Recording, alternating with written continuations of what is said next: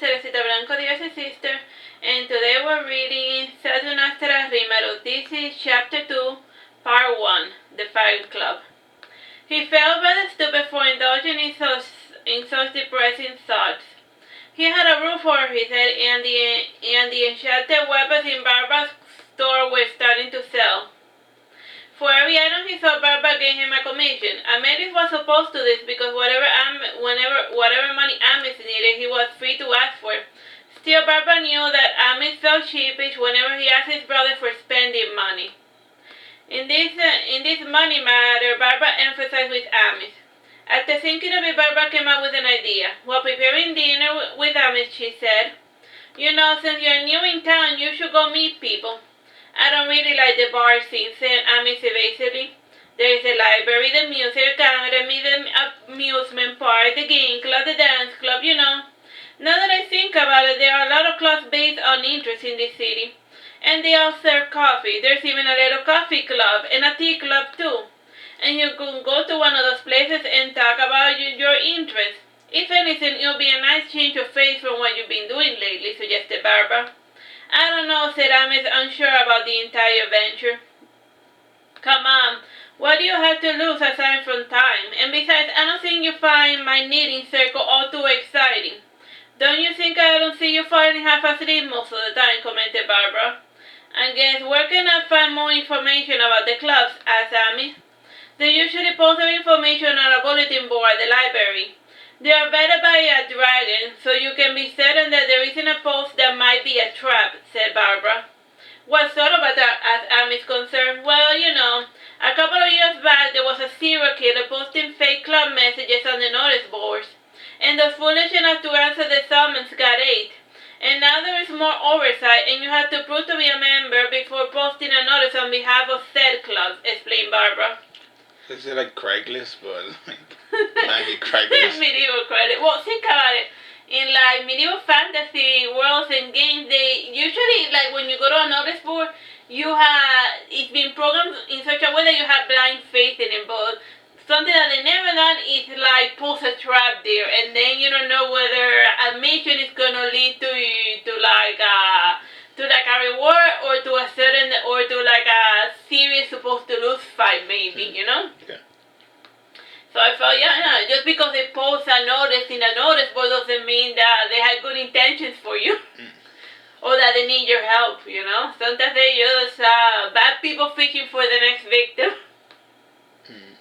"You know, Barbara, I have been meaning to apologize," started saying Amis. "You're still hung up about that? That was months ago, and at least something good came out of the entire incident," said Barbara.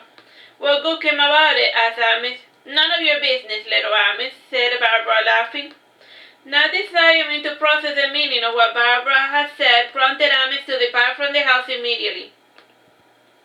Despite living in Aragon for almost half a year, he still got lost from time to time in the street. As in the streets and byways seemed confusing, Amis found his way through landmarks, and getting to the library was at least easy. The building now being used as a library was one of the dragon towers, and the dragon who guarded it came and went with the seasons, and the creature no longer bothered staying there all day to serve as an imposing symbol of order or whatever. And after performing the same job for 50 years, the dragon Imbar had started to ponder about how he wanted to spend his youth. And dragons tended to have more time to waste than the average creature, but even Imbar felt that terrorizing the little humans was growing old. And without Imbar's constant presence, the little people in Aragon were slowly becoming unruly. More unruly than usual. It took either something new to show, and Alisa had thought of democracy nonsense she had read in one of the forbidden books.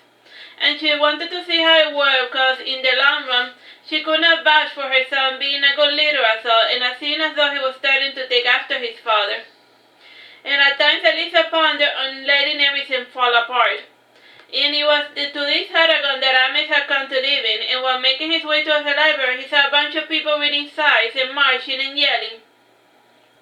And Amis paid them no mind, and so he naturally assumed it was probably a public execution procession or something. And they were common during the reign of Bersamet, and it seemed crazy. The guy was more than a decade long dead, and even then he still casted a large shadow over the kingdom. And it was shown in the words of the man leading the protester, and Amis did not recognize the fellow, based on their medallions, he guessed they belonged to some priestly class or another. And the priest families always wore the insignia of the gods they represented, at least it seemed to Amis. He was never quite as well traveled as his brother Amelius. Much to Ami's annoyance, the priest and their followers had congregated at the entrance of the library. Yet after walking around the tower, Amis found a door that did not have any people crowding about it. And Amis looked at the library over the top, and the arrangement of it was identical to all of the libraries in the kingdoms, with the desks, the tables, the files of books. Only the wall decorations and the lighting differed. And the look of the library was already from the Old Kingdom, and the library was one of the many things standardized by Bersamin, the king of perfectionism. And people were hung for trying cheaper, inefficient designs, and it wasn't bad. If it wasn't better than what he made, Bersamin neither wanted it nor needed it in his kingdom. Sitting at the receptionist table reading a book was Imbar, and in his human form he had the look of a silver-haired maiden, with unusually large green eyes and a small mouth and nose. And the look reminded Ami of one of those weird dolls Barbara collected. Only that this fellow was alive and animated. And Ami came to the receptionist table and he read the name Imbar on top of the plate.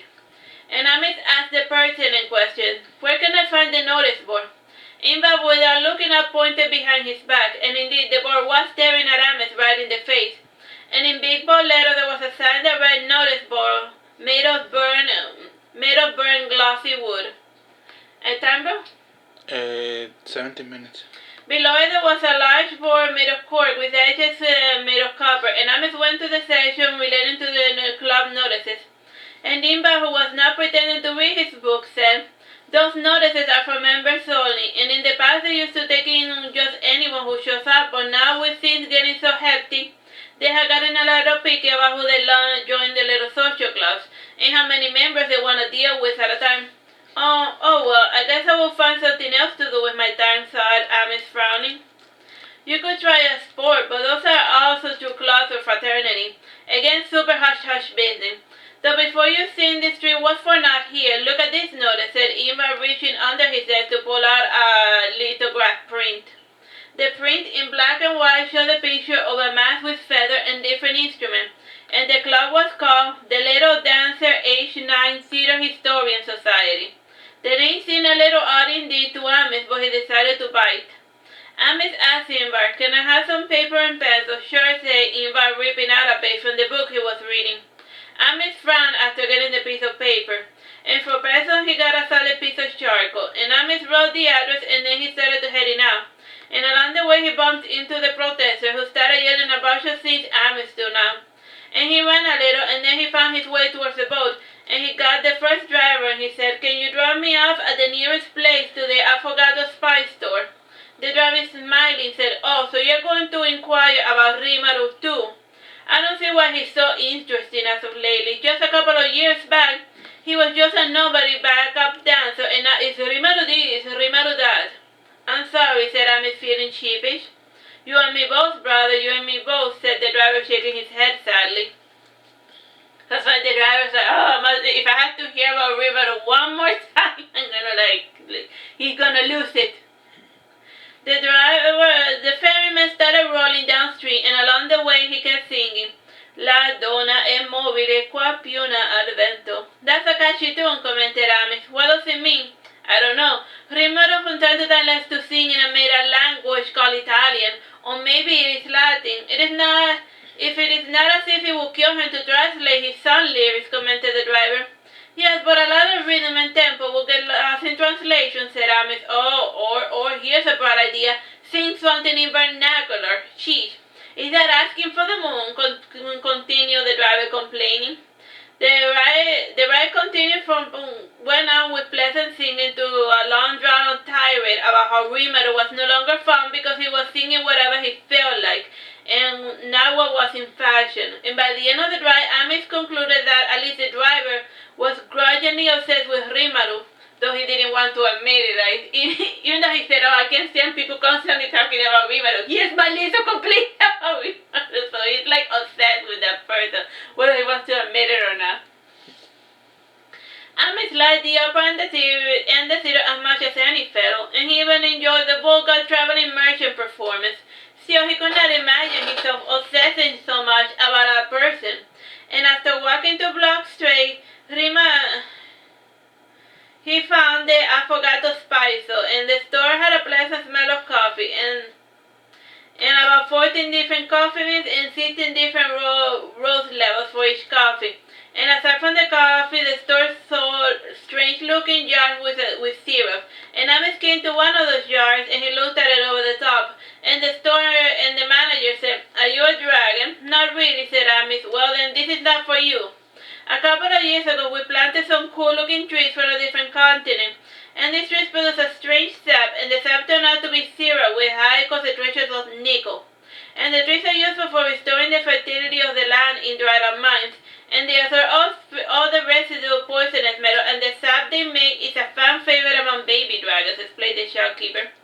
"Do the trees only absorb nickel?" asked Amy. "Well, we have been trying to develop other types of trees, so if you have any old pine trees growing in your lot, we would appreciate some seeds," said the shopkeeper. "Sure, by and by. When is the club meeting?" asked Amy. "Had you read the poster, you would have noted that the meetings occur during tea time, which is coffee time here," said the shopkeeper. "Isn't it about that time?" asked Amy. "Well, it certainly is," said the shopkeeper before the bell of the door was rung. Most shops have bells that were triggered by opening the door, and there was about 57 people gathering inside the little shop. And the shopkeeper got up and said, "Well, if you excuse me, we're about to have a club activity." "I was thinking about joining," said Amy. "Yes, and we were thinking of accepting a new fellow with a bit more enthusiasm for what we do and represent," said a different fellow.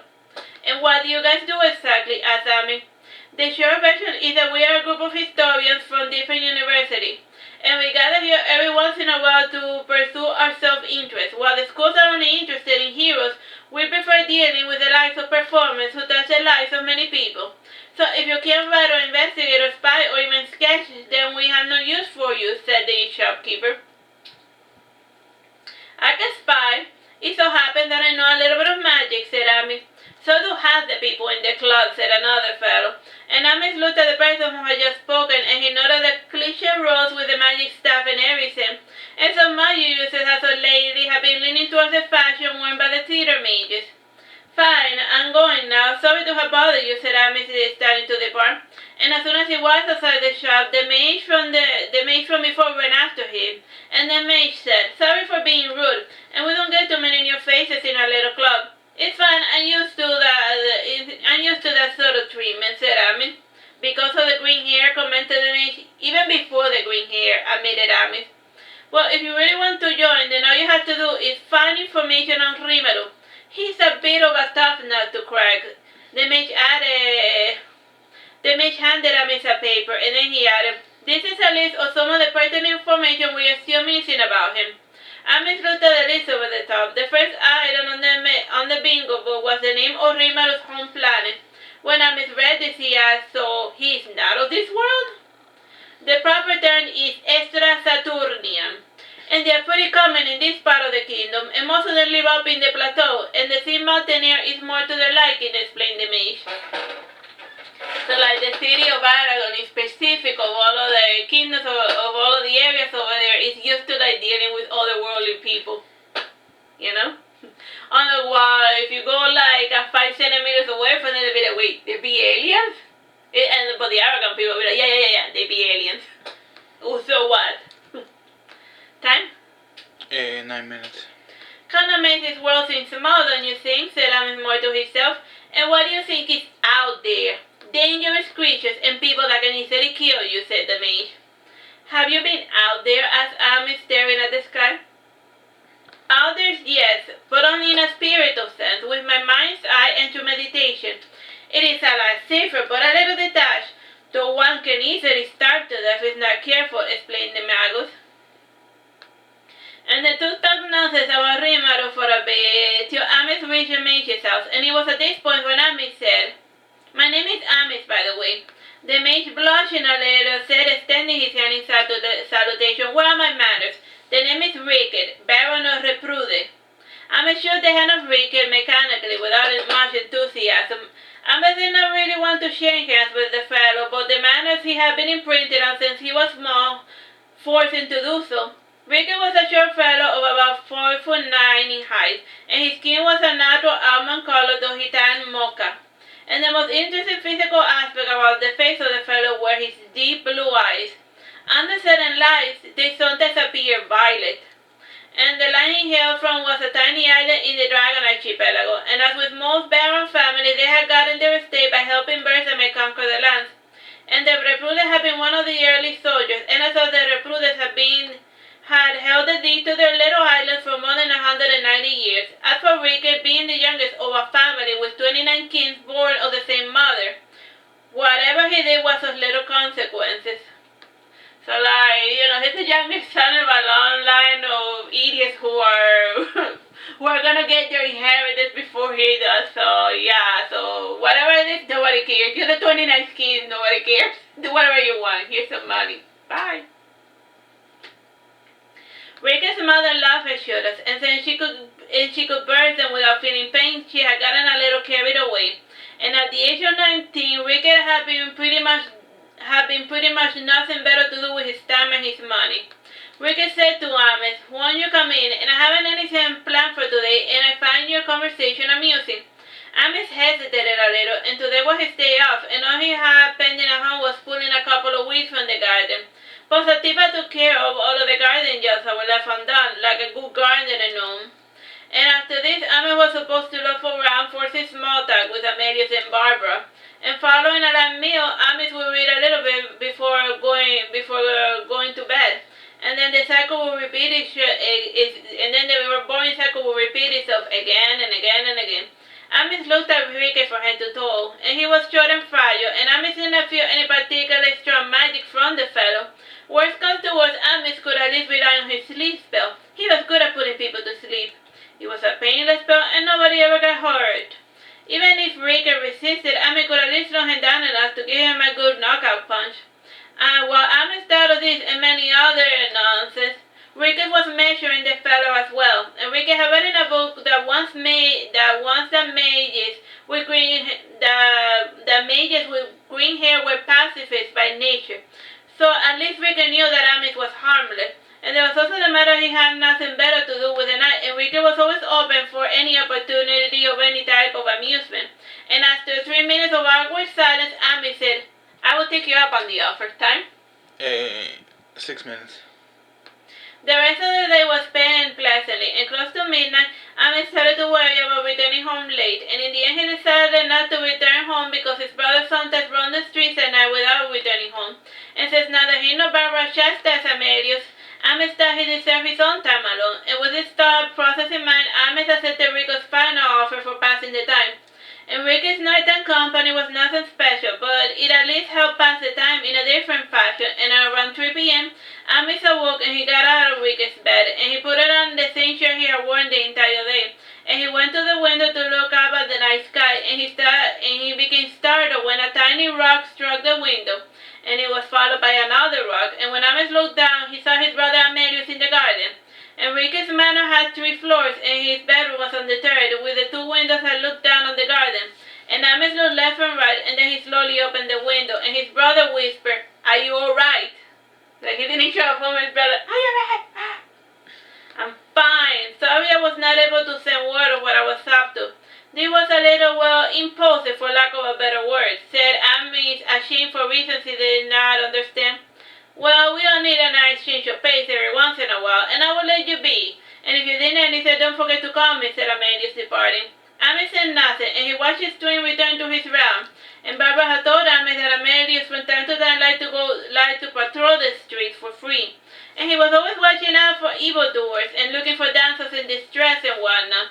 And Barbara at times feared that Amelius might have a lover or two. And as for Ames, he thought that his brother just liked killing or hurting others, but was thankfully too moralistic to turn out into a flat-out serial killer.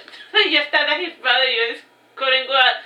He was just looking for his next victim, but like, do it, you get me? That's another way to look at, that's just a cynical way of looking at vigilantes that like patrol the streets at night to like help out others, or to look for someone they can guilt free murder. remember?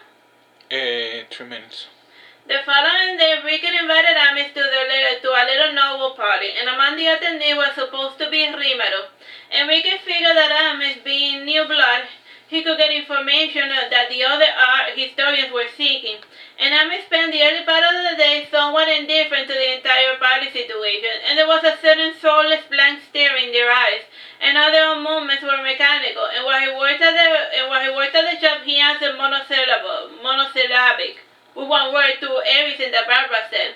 In the end, she said, "Look, if you don't want to talk, pray have the courtesy to tell me to seek conversation elsewhere." "If you say so," answered Amis, not paying attention. To get his attention, Barbara boxed his ear, like, eh. And Amis, now away with an angry fire in his eyes, he said, "What's your problem?" "I could ask you the same thing," said Barbara. "Look, if you are bored of working, we can hire hands elsewhere, but I figure you will want your own spending money, seeing as though how peeved you get every time you ask Amelius for something." "I don't get peeved," said Amis. "It is more of guilty than anything. Like you feel you don't deserve it," completed Barbara. "I was like that too when I was a teenager, but now I just want to swallow the world. And you could try being a little selfish from time to time, otherwise you won't get to enjoy anything." "All right then, I will take care of it," said Amis, getting up from his stool, and started to walk out of the shop. "Where are you going?" asked Barbara. "To be selfish, just as you recommended," said Amis. So he just let the word just like that, because she said, "Be selfish." "All right, I'm out of work. All right, work time is over. I'm out of here." Time? 2 minutes. Amis returned to his bedroom, and he browsed through everything he had to spoil for the party, and he figured there was going to be plenty of novels. And for that reason, he wore the most expensive stuff he owned, and he put on a quilted embroidered waistcoat with breeches with fitted band at the knee and tight sleeves with 2 large golden buttons. With this done, he tied a ribbon around his green hair. And after getting dressed, he came back downstairs. Alright, let's leave it here. Bye-bye and God bless.